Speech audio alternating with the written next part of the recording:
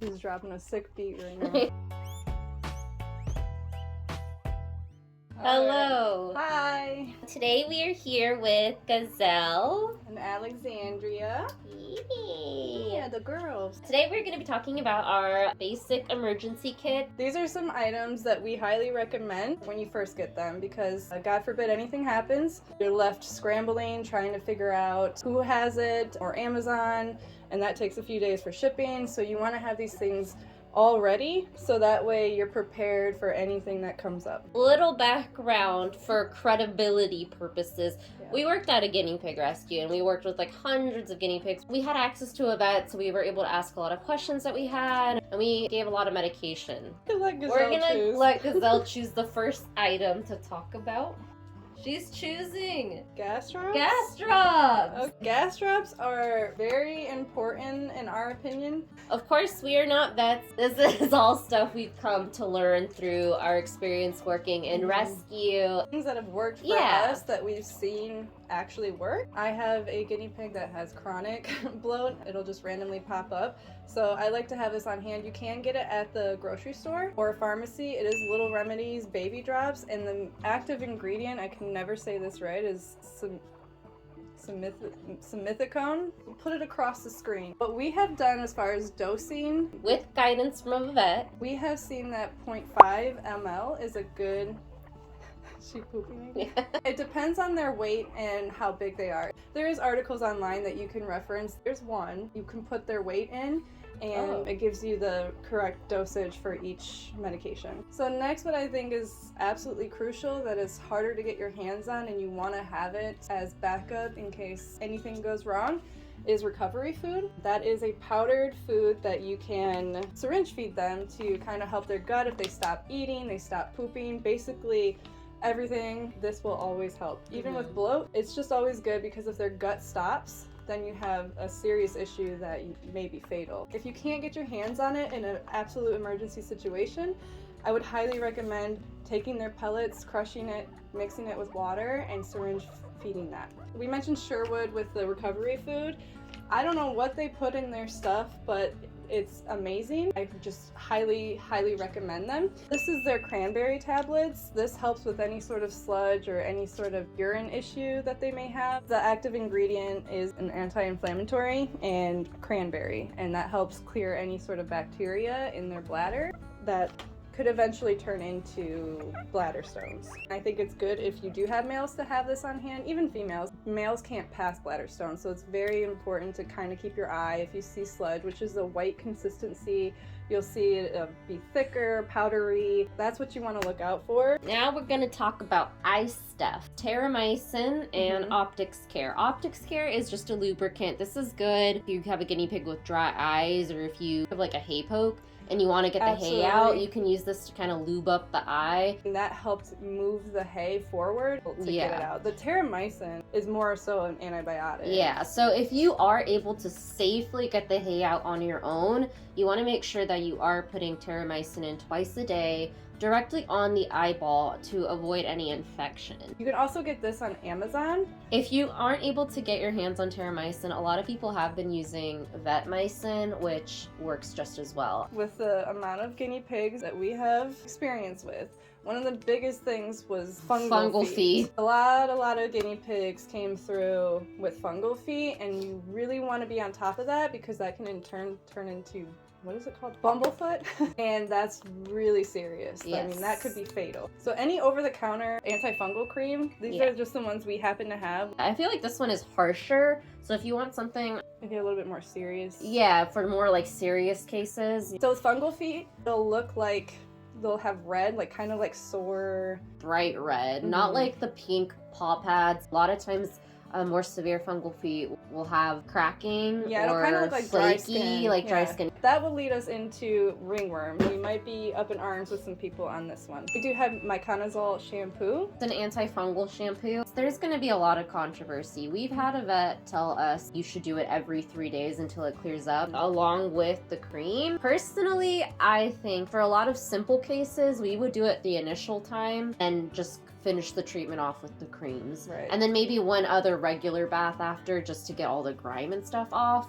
Now, we do want to say if it is very severe, it's always safe to go to the vet, but these are things that we have seen work in over the counter that you don't have to go to the vet for. We have used just the cream on a lot of smaller cases, like it'll be around their nose, around their eyes. This is where it can get a little sticky. You want to put it on there like a thin layer, let it dry, because what the issue is people say they groom and they get it in their mouth, but if you let it dry and soak in before you put them down and let them do that, then they're going to be okay. They're not going to ingest it. It's not going to kill them. Another thing too, that this doesn't have to be just for active infections. It can be a preventative measure. If you see them itching a lot of people think it's mites or lice. Yeah. Honestly, a lot of the times what we see is dandruff, and it just gets, like your scalp will itch when it's not clean. So this is definitely just a preventative care too. If you just want to do your baths once or twice a year, make sure they are completely dry when you are done. Oh, yes. Because that can cause other issues that we don't have in the emergency kit. So sometimes your guinea pig can get a wound somehow. Yes. Usually we use Betadine and we'll dilute it with water. You want it to be like a brown tea color. Yeah, and you can just tap it on with cotton or gauze, and then after that, some Neosporin on it. The Neosporin is kind of like when you get a scratch, and it kind of helps heal it faster. Benevac. Benevac is my holy grail, to be honest with you.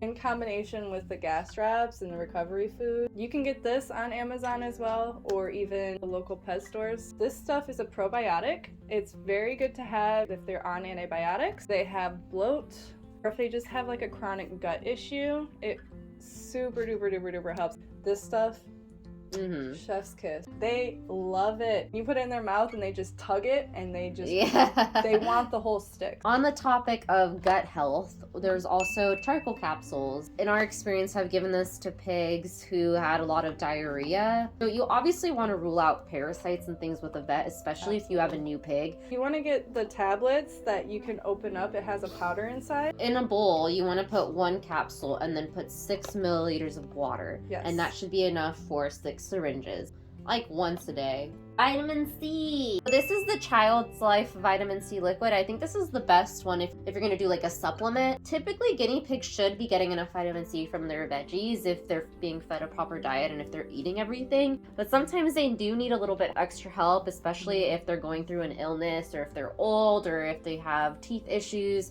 You want to make sure that they're getting their vitamin C. Please do not put vitamin C in their water bottles because it turns into something else that you don't want to drink. So if you want to just do a preventative care, you're not sure if they're getting enough vitamin C. Sometimes we see people do like once a week where they'll just give a full syringe of 1 milliliter, which is these small little syringes that you can get on Amazon. If you do see them have crusty eyes or they're coughing or sneezing. Yeah, if they have an active issue that requires they need extra vitamin C, maybe every day for a week, max a milliliter a day. We love CBD. CBD Pain Relief. This one here, Mary's, it is for dogs and cats. It's safe for guinea pigs as long as there's no like flavoring like bacon or anything crazy in it. And you can put that on their ear because it has a lot of vessels that go straight to their bloodstream. So this one's just a simple one that you can get like at a pet store. This guy. This is just a tincture. This is made for cats and dogs. We reached out to the company and we asked them for dosage for guinea pigs and they gave it to us. This is really good because it's an anti-inflammatory and it just has a lot of healing properties in it. Just to be clear, there is not a ton of research on CBD. It's more kind of like experimental or herbal. It's just worth the try. It's not going to harm them. We are lucky to live in a state that is weed friendly. We did get this at a local dispensary. I'm not too sure about getting it across the country. That's why this Mary's one is good to have, because you can get this anywhere. I think you can even get it shipped to you. There is a lot of companies that do dog and cat that they ship nationally or internationally, so you can try your luck with that, but I highly do recommend the tincture over the lotion in my personal experience because it is stronger. This is a really good beginner one. Say you have a pig that got into a fight or hurt themselves, can put this directly on the wound. If you do have an older piggy that's just struggling to walk or just having normal old people issues, the CBD does wonders on that as well. Speaking of arthritis and walking issues, cutting their nails is so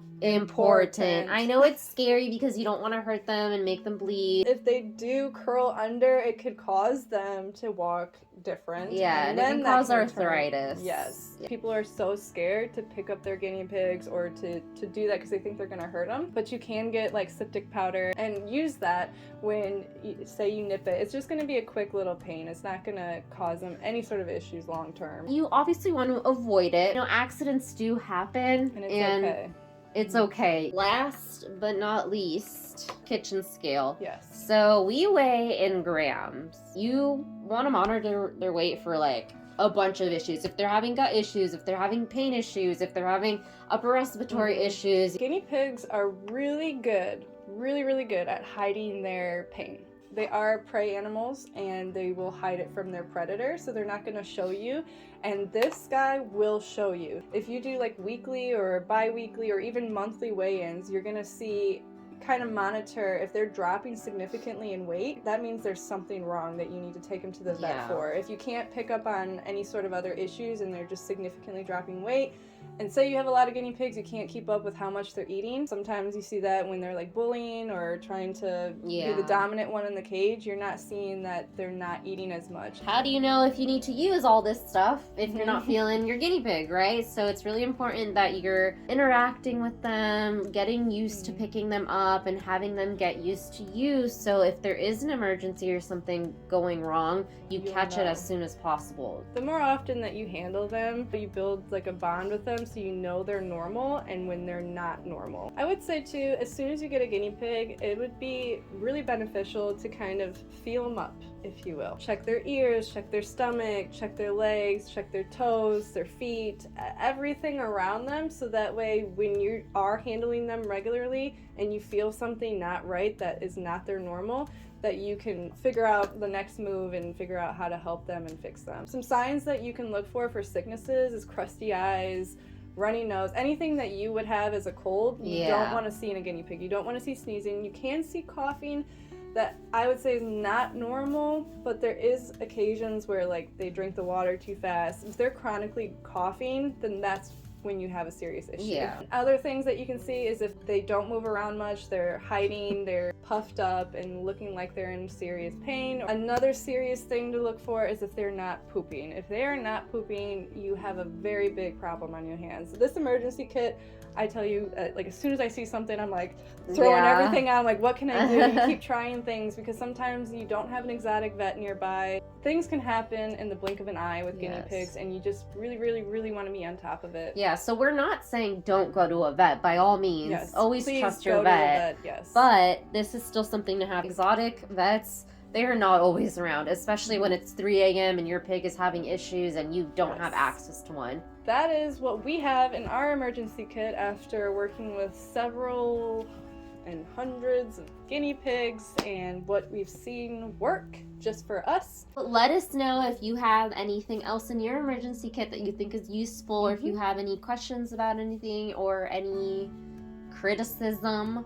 You know, we'll open to that feedback. Take it all. We're all here to learn and to figure out how to help these little cute buddies as best as we can. So we're all here just out of love. And that's it. And bye.